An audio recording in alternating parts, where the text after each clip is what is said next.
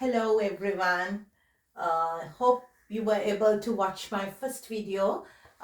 So this is I thought of doing these videos just to make you more mindful each day, so that we know exactly how to be creative, as well as we can be more confident in our work, day-to-day work, and focus our own selves and the focus our life into a new level. So my attempt of doing such videos has been, they are a dream of mine for a long time, but I never wanted to attempt of doing something because I was waiting to practice it by myself and get the competency so that I can develop many strategies in the industry of hair and beauty culture as well, because in Sri Lanka I did a lot of beauty work in Sri Lanka. I have UK certificates as well, but I don't have any Australian beauty certificates. But I'm very competent in doing what I'm doing at this moment, because for the last 30 years I have been working as a trainer. In the industry. I was in the industry for more than 30 years now. And so I have a long history of being creative. And even my family has they are very creative. They have all have creative minds. So this made me to be more creative in the future as well. Actually, what I want to say is, when you think of the creativity, people think that creativeness comes up with certain things, that person has to be educated, or that person has to be get a lot of information from outside to be creative. No, I don't think it's the correct thing. Creativeness comes from the environment, the nature, the mother nature. Nature has given us a gift as creativity. So we need to take it. We need to know how to take it, actually. We can't just take it. We need to know the way to take it. So the way to take it is to be mindful each day and do what you're supposed to do as a hairdresser. So when a person comes into the salon and then they sit and then they talk with you, he or she is not mindful at all, because they don't know anything about hair. So first you have to give them the space to talk, let them talk and decide what they really came for. And once they are being able to convey the message, communicate, then you start asking questions. So we ask so many questions just to know what they really want. So my tips of the trade is, don't just ask questions which is relevant to what you want to know. Because if you are just asking questions from them, they would get confused. But if you really want to know exactly what do you want to know from he or she, then it's so easy for you to proceed with your work, whether it's a cut or a color or a perm or a straight or anything else, right? So these things are to be exactly the way the salon needs to be functioning if you want a proper business to last for a longer time. Because in salons, most of the salons in Australia, you get walking clients more than clients who come for the appointments. So I feel that it's happening not because of anything, because of the competition that is going on with so many salons. Because there's so many salons and you don't know which salon to go, so you try and experiment with other hairdressers and then try up again and see which one is good for you. So, but you can't be doing this always. You have to stick on to one particular hairdresser that you like, and so that person has to be a very mindful hairdresser. Otherwise, you won't be going to that person. So that's why the other salons also lack being mindful, because they don't know how to take care of their clients anymore. They just consider them as another customer. salon trade is not a customized trade. It's actually a very personalized trade. So you can't just customize things unless you personalize your experiences, or your way, your creative way, or your technical ways. So every time when you look at yourself and you come into that level and understand that you don't know anything more than you know everything, you can upgrade yourself as a hairdresser.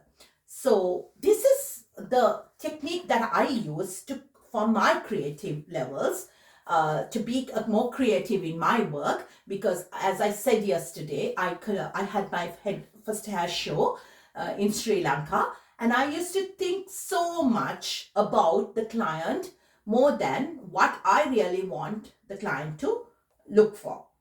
So in that way, if you take a model or a client or someone, you have to really observe. So observe is the first thing you need to observe. Observe what you need to do.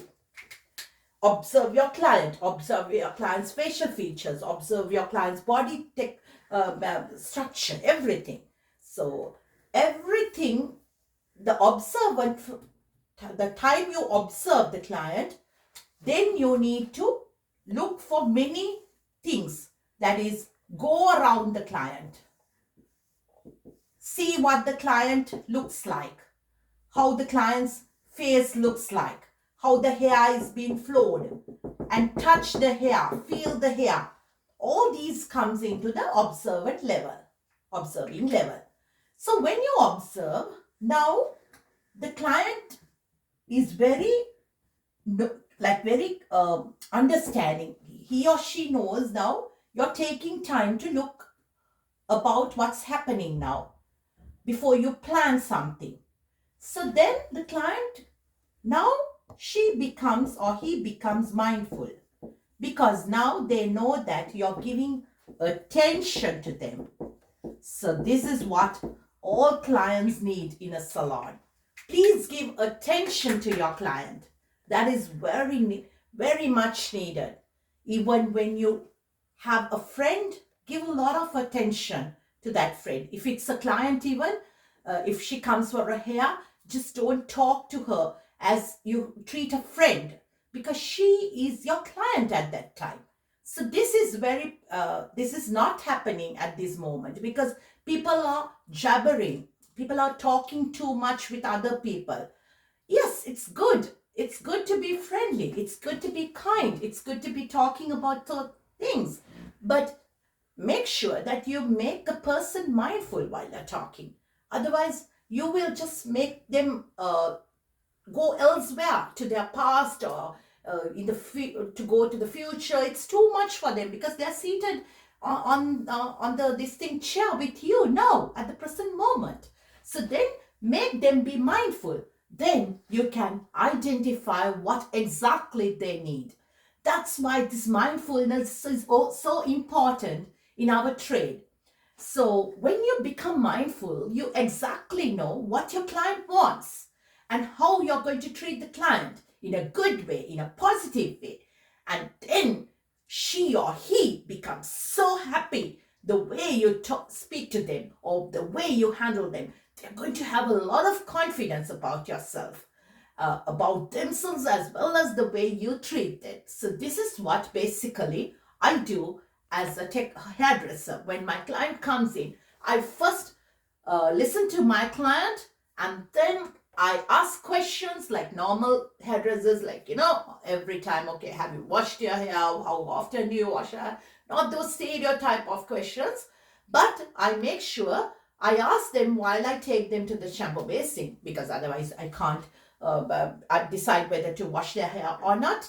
So anyway, to cut short about that, I just take them first and then observe what my client really wants to, whether he or she is in the good mood, in a more happier way, whether they are willing to accept our service, whether they are willing to give us a space to identify what we can do for them. So these things matters when you come to creative mind. So otherwise people can't be creative. creative. How can you be creative? Because you're always looking for something that someone has already done. Even the clients are not creative now. They're just looking for something. If you have blonde colors, then everyone wants blonde. If they want browns, everyone makes it brown. So no, where's the creative level? You have to bring that creative level to your client, because that's what she's paying you for. So this is what I observed in my journey while I was doing clients, while I was having a salon in Sri Lanka. I learned that my client is so happy when I give a lot of attention to them, and then that gives me that space to build a rapport. A rapport is important. A personal relationship, building a rapport with her, he or she. Then that rapport, once you build that rapport with them, then they come into you, and then they talk to you, and then they tell you what they really want. So this is what the secret of my hairdressing career has given me so far. When you speak to a client, you and her have to have a different kind of a relationship, a bond between. But immediately at first instance, when the client comes in, you can't build in this. Gradually, you have to build in this. So you have to have a lot of information in you.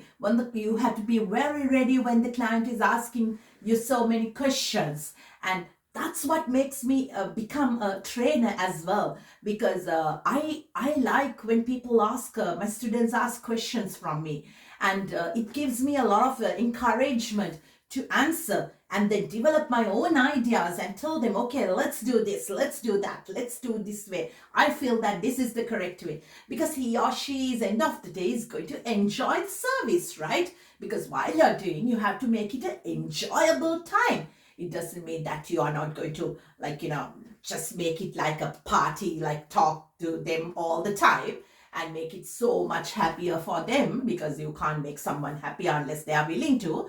I'm meaning enjoyable, in the sense enjoyable for her to look for what you're giving and you to give what you are actually want to give her or to offer her. So these are the things that the creative mind comes in. When the creative mind comes in, then you can absolutely go to another level, and then you can create your own ideas and the thoughts, and the universe is always helping you to develop more and more strategies and ideas. The creative, that's how people find creativeness in life. Otherwise you can't develop creativeness. As hairdressers, we need to be more creative. We need to be going to that level. We need to give something to the client extraordinary. We can't just stick to the same pattern again and again. When you say, here, this waves and that waves, it's the same thing. I can remember when I was an educator in Sri Lanka, I used to experiment certain things with my assistants, not with my clients, and then mannequin heads. And even when at the hair show, before preparing the models, we had to prepare them for the ramp. And then I decided I'm going to do some test cuttings and test colorings and see what type of creativeness that I can build in to make it extraordinary, make it look nicer, not like just another ordinary hair show. It was something more creative, with a creative mind I developed, with so many minds behind me who backed me off to develop more ideas. So these things are what we need to have as hairdressers and beauticians. We can't stick on to one plan and one thing all the time. We have to be giving more and more creative ideas in the future to our clients. So to go on with the creativeness, we have to develop strategies. Otherwise, we can't just creative things. We have to develop strategies the way we learned from the AQF about the hair planning, the structured looks, all this technical jargon, the terminology, everything is important, what we learned during that period as students. So that's why you have to have a thorough knowledge, technical knowledge, because if you don't have a proper technical knowledge, you can't go into the creative mind. Always there's a mind to the left and the right. You always know that we need to balance them, and then only the creative ideas as well as the logical ideas come back, and it's become a resource in ourselves. So please look for that resource and wait for that resource. I will help you to develop that resource. Thank you so much for watching my videos. Take care.